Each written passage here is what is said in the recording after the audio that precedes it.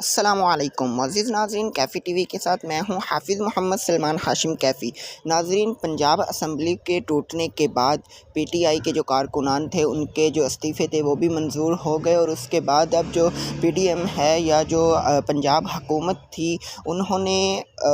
ایک نیا نگران وزیر اعلیٰ پنجاب بنایا جو کہ محسن نقوی ہیں۔ اب وہ انسان کون ہے، اس کا بیک گراؤنڈ کیا ہے، کس پارٹی سے بلونگ کرتا ہے، پی ڈی ایم میں کیونکہ کافی ساری جماعتیں ہیں، کہاں سے وہ لانچ ہوا ہے اور اس کو ہی کیوں نگران وزیر اعلیٰ بنایا گیا پنجاب کا، ان سب کے بارے میں حقیقت آپ کے سامنے آشکار کریں گے۔ اس سے پہلے اگر آپ میرے چینل پر نئے ہیں تو سبسکرائب کیجیے اور بیل آئیکن کو ضرور دبائیے گا تاکہ ہر نئی آنے والی ویڈیو کا نوٹیفیکیشن آپ تک پہنچ سکے۔ ناظرین، اس بارے میں کہ وہ محسن نقوی کون ہے اور اس کی جو جتنی بھی حقیقت ہے، وہ عمران خان صاحب جو سابقہ وزیر اعظم پاکستان تھے، انہوں نے ایک اپنے انٹرویو میں کہہ لیں یا اپنی ایک تقریر میں اس کے بارے میں واضح طور پر بتایا کہ وہ کون ہے، اس کو کیوں لانچ کیا گیا، کس نے کہا، کس کے کہنے پر اس کو نگران وزیر اعلیٰ بنایا گیا۔ اس انٹرویو کی ویڈیو اور آڈیو جو ہے وہ ابھی آپ کے سامنے پیش کرتے ہیں، آپ ملاحظہ فرمائیں۔ محسن نقوی کا بتانا چاہتا ہوں یہ آدمی کون ہے۔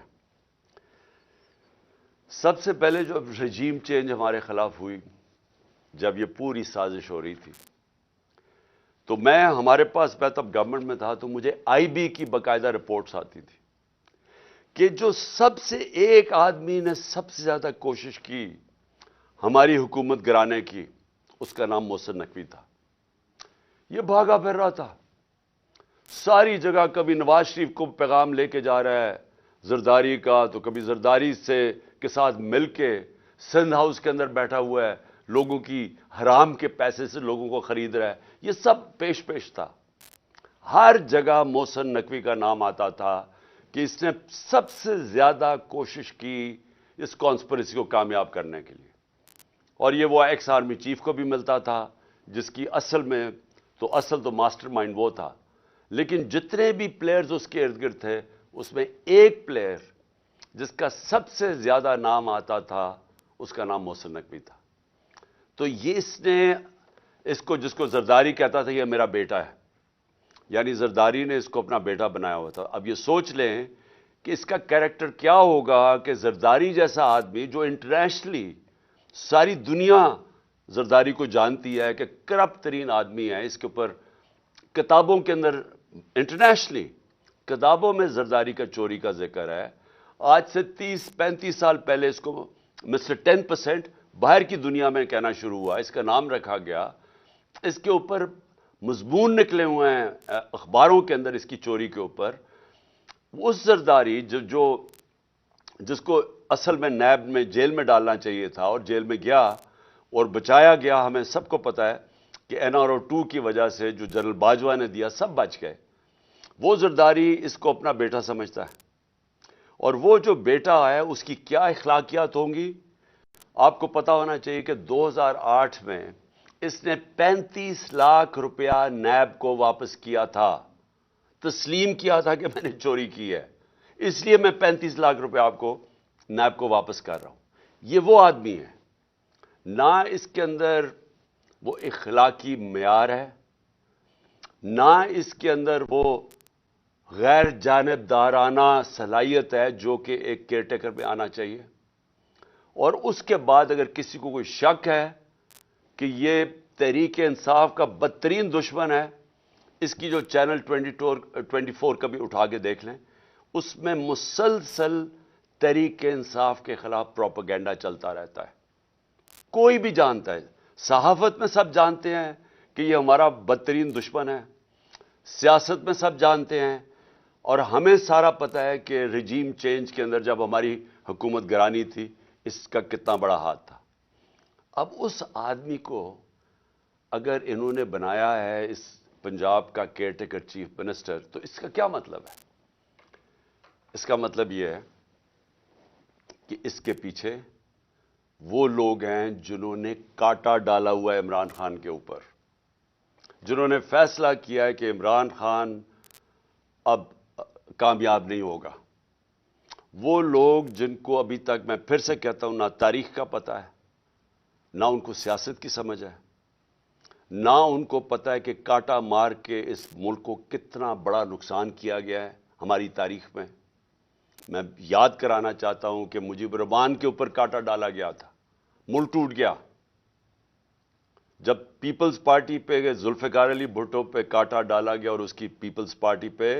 تو خاص طور پہ کراچی میں ایم کیو ایم بنائی گئی، اس کا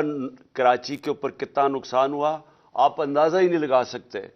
کہ دبئی شاید اتنا اس وقت جب ابھر رہا تھا تو کراچی سے لوگوں نے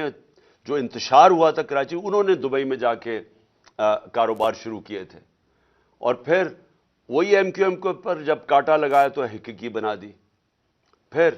جو آج بلوچستان میں ابھی تک وہ آگ نہیں بجھی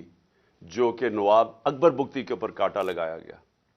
یہ جو سیاستدانوں کے اوپر کانٹا لگایا جاتا ہے، یہ ملک نے بڑی بھاری قیمت ادا کی ہے،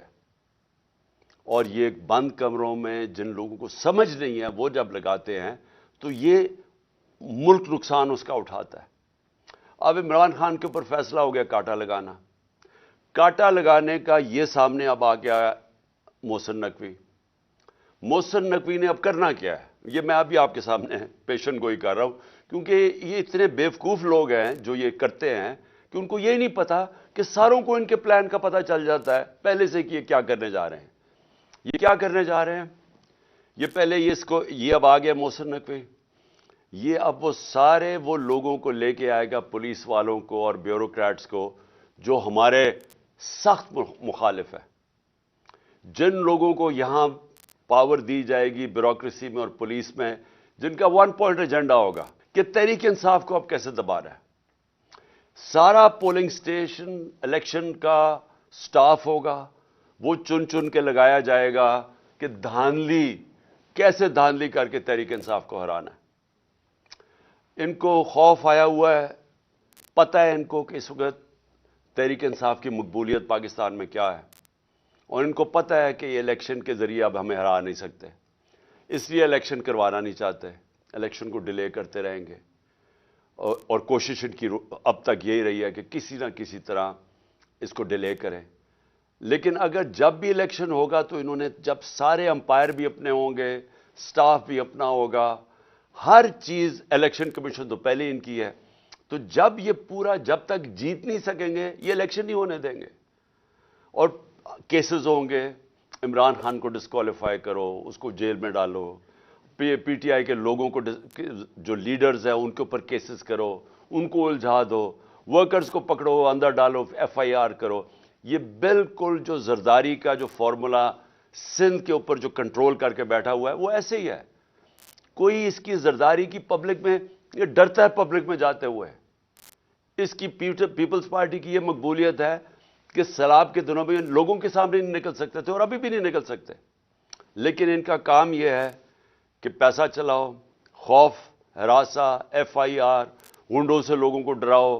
اور پھر کھل کے دھاندلی کرو، اور کوئی ان کو پوچھنے والا نہیں کیونکہ الیکشن کمیشنر ان کے اپنے لوگ بیٹھے ہوئے ہیں۔ تو یہ بھی اب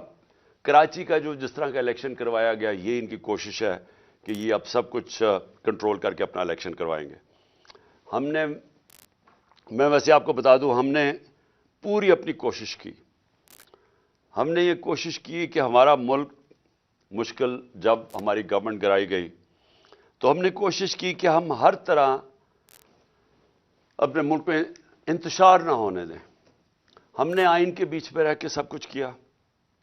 ہم نے آئین کے بیچ میں رہ کے اپنی ساری جتنے جلسے جلوس کیے، ہمارے کوئی 65 سے زیادہ جلسے میں نے کیے، اور پاکستان کی تاریخ میں سب سے بڑے جلسے ہوئے، پرامن رہے،